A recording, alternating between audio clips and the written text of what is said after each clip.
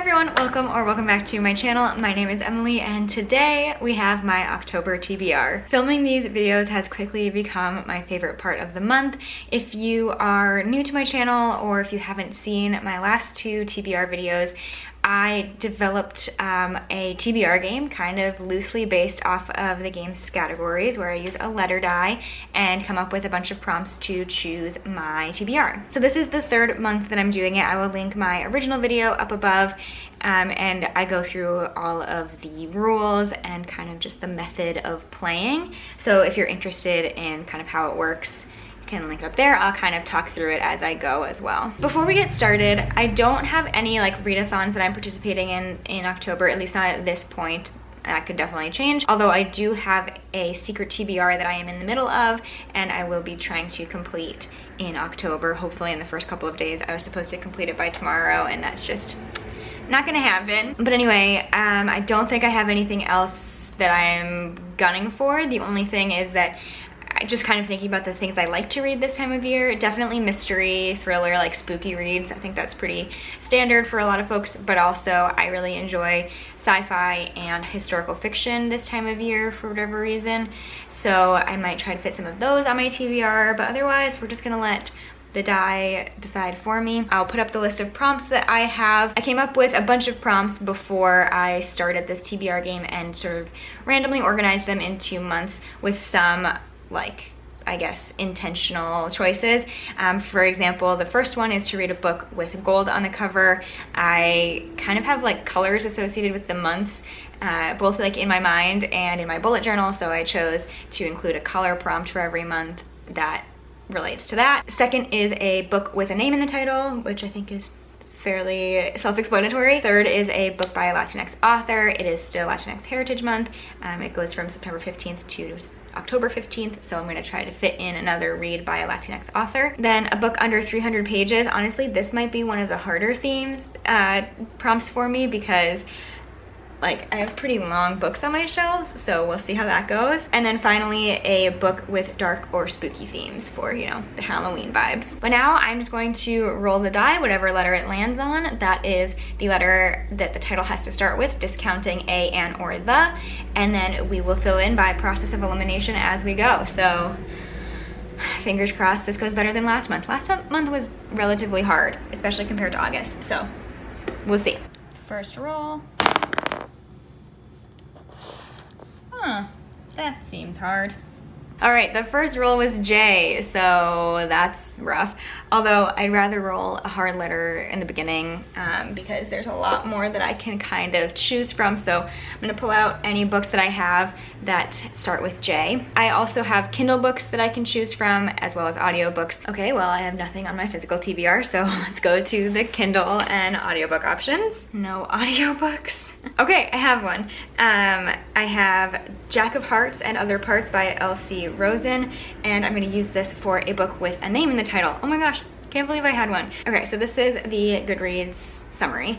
Meet Jack Rothman. He's 17 and loves partying, makeup, and boys, sometimes all at the same time. His sex life makes him the hot topic for the high school gossip machine, but who cares?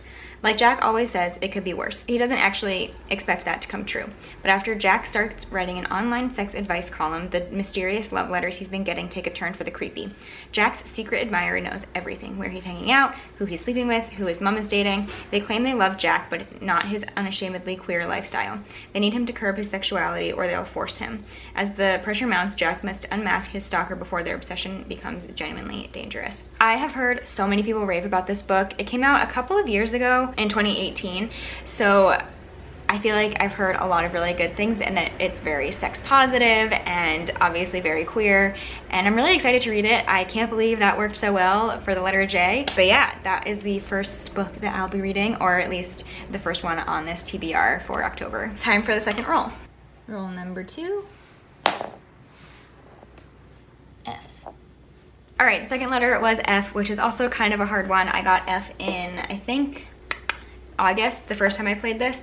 And I had a couple to choose from, but we'll see what I can come up with. Okay, I have 3 options and they are all very different. The first that I have is Freshwater by Awkwaeke Emezi. This could work for a book under 300 pages. It is fantasy. It takes place both in Nigeria and then eventually in America as well. Our main character, Ada, is born with one foot on the other side, and then she begins to develop separate selves. And she comes to America for college. A traumatic event crystallizes the selves into something more powerful. As Ada fades into the background of her own mind, and these alters, now protective, now hedonistic, move into control, Ada's life spirals in a dangerous direction. Sounds intense for a under 300 page story. I think it's like 220. Yep, 226 pages, so that's a good option. We also have The Female of the Species by Mindy McGinnis. This one could sort of work for the dark themes. So this book has, I think, 3-ish main characters. We've got Alex, whose sister was murdered 3 years ago. Jack, who is like the popular guy and valedictorian, star athlete, etc., who feels guilty about the role he played in Alex's sister's murder. Doesn't really say what that was. And then PK is the preacher's kid, and she starts to work with Alex at the animal shelter, and they form a friendship. And the 3 of them kind of all find themselves brought together during their senior year. But something kind of dramatic happens, it sounds like. So, like I said, could work for dark themes. And the final one I have is on my Kindle, and it's Fruit of the Drunken Tree by Ingrid Rojas Contreras. And this is a story about the Santiago family who lives in Bogota in the 90s, where there's a lot of violence in Colombia. I think it follows like more wealthy family after they hire a live-in maid who is trying to provide for her own family, and one of the daughters of this family wants to just sort of like understand this woman better. And yeah, it's got a very, very long synopsis, but one of my friends read it and said at its core it's really about female relationships, which I think is great. Yeah, so I could use this one for a book written by a Latinx author. This is a hard choice. Which one do I want to go with? Okay, I truly could not decide, so I just texted my sister like the vague like genres of all 3 and had her pick, and she picked Freshwater by Awkwaeke Emezi, which I'm really excited about. I think this one is going to be like unlike anything else I've ever read. I know Jocelyn from Yogi with a Book and Joce from Bowties and Books both really love this, and so I feel like, yeah, those 2 recommendations like couldn't come highly enough, and I'm really looking forward to seeing how this goes. I think it's gonna be, like I said, intense despite being so short. Okay, time for roll number 3. And roll number 3, P. All right, I rolled a P, which I feel like I'll have some good options for. Let's see.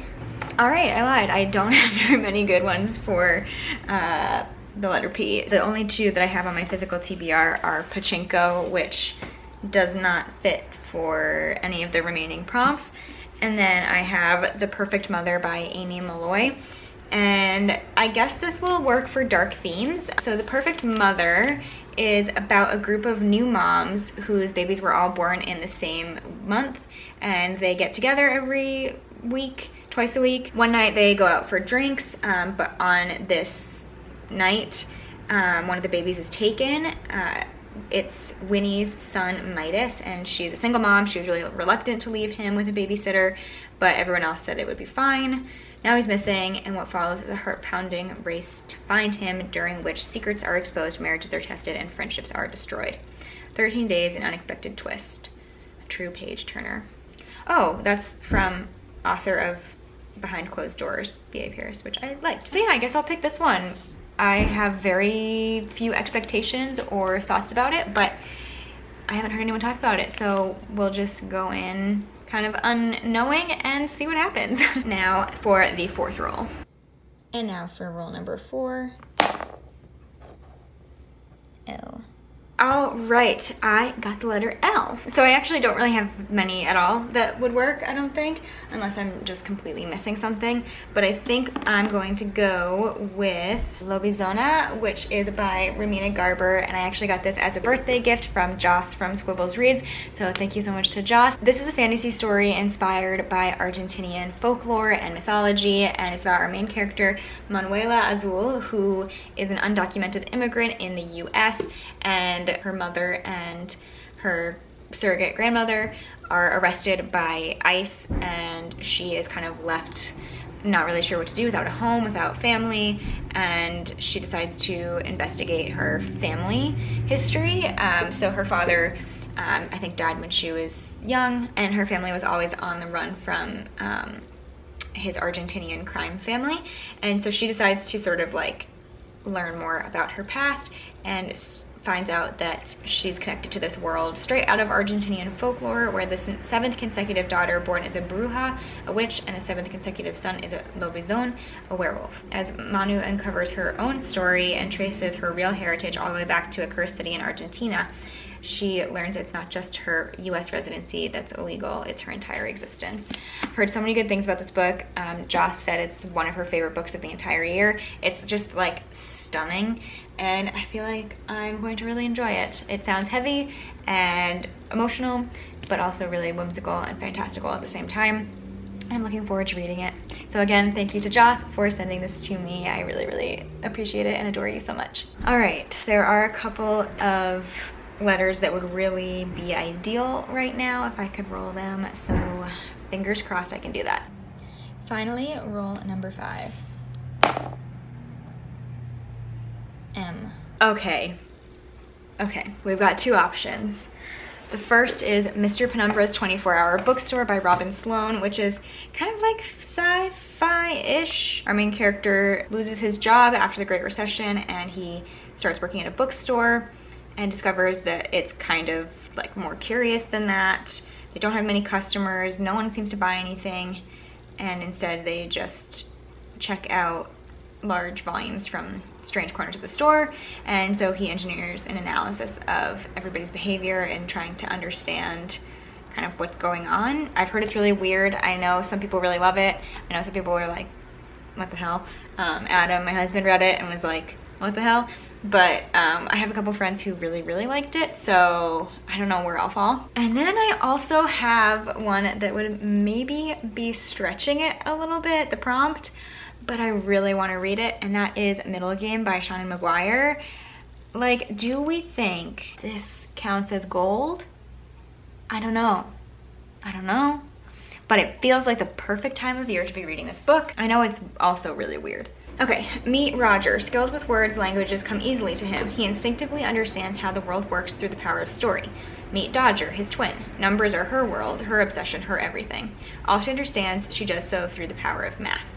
Roger and Dodger aren't exactly human, though they don't realize it. They aren't exactly gods either, not entirely, not yet. Meet Reed, skilled in the alchemical arts of his progenitor before him. Is that how you say that word? Reed created Dodger and her brother. He's not their father, not quite, but he has a plan to raise the twins to the highest power, to ascend with them and claim their authority as his own. Godhood is attainable. Pray it is attained.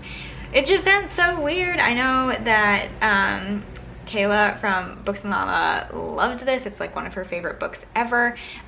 The sequel or like companion story was recently announced, and I just have a feeling I'm gonna really like it, or I could just be super confused by it. But I don't know.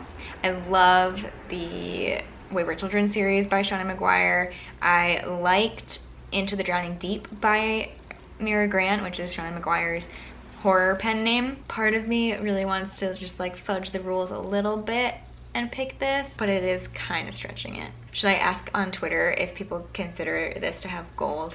Amazing. The first person to respond to my tweet said I'd count it. So thank you, Aoife. I really appreciate that you are indulging me because I really want to read this book. And that's Aoife from Pretty Purple Polka Dot, so I will link her down below. All right, so I'm gonna read Middlegame. I think it sounds so weird. I really do not know what to expect, but I am ready for whatever it throws my way. All right, so these 3 books plus the 2 Kindle books I have, Jack of Hearts and Other Parts and Middlegame, are going to be my October A to Z of TBR. And then just because you know me and I can't stop myself, here's a couple others that I will maybe try to get to over the course of the month. We've got The Diviners by Libba Bray. This would be a reread and I want to listen to the audiobook because I do really want to continue with this series, but I just don't remember enough from this one to confidently start the second book. I then have Vengeful, which is the sequel to Vicious by V.E. Schwab, just in a real V.E. Schwab mood after reading Addie LaRue, and this has kind of like, you know, darker, whatever, October-y, Halloween-y vibes, sort of. I don't know. And then I have Small Spaces by Catherine Arden. This is a middle grade book about 3 11-year-olds, Ollie, Coco, and Brian, who set out on a chilling adventure in the woods. What has begun as an unremarkable school trip to a nearby farm soon becomes a frightening journey into the world behind the mist. It definitely seems a little spooky, pretty atmospheric. I read The Bear and the Nightingale by Catherine Arden a couple of years ago and liked it fine, but it wasn't my favorite, and I don't know that I'll continue with that series, to be completely honest. But the setting in that book and just the atmosphere of the world was amazing, and so I have a feeling it's gonna be just as great in this one. And it's pretty short. I was kind of hoping I'd be able to choose this for the under 300 pages book, but just didn't quite work out, obviously. Yeah, it's like 200 pages, so this would be quite easy to get through. I know the sequel, Dead Voices, came out fairly recently. So yeah, I'm definitely intrigued by this one. But anyway, that is everything for my October TBR. Even though it was a little challenging in places and we are stretching the rules a little bit, I'm really excited about the books that were chosen through rolling the die. I feel like it's gonna be a really good reading month, and hoping that like fall atmospheric, sort of spooky, chilling vibes come through in my reads. Definitely feels like it will. If you have read any of these books and enjoyed them and want to share any thoughts you have or just provide any more details, please let me know in the comments below. You can also find links to all of my social media accounts in the description box. If you enjoyed this video, please give it a thumbs up and be sure to subscribe to my channel so you don't miss out on my next video. But until then, happy reading. Bye.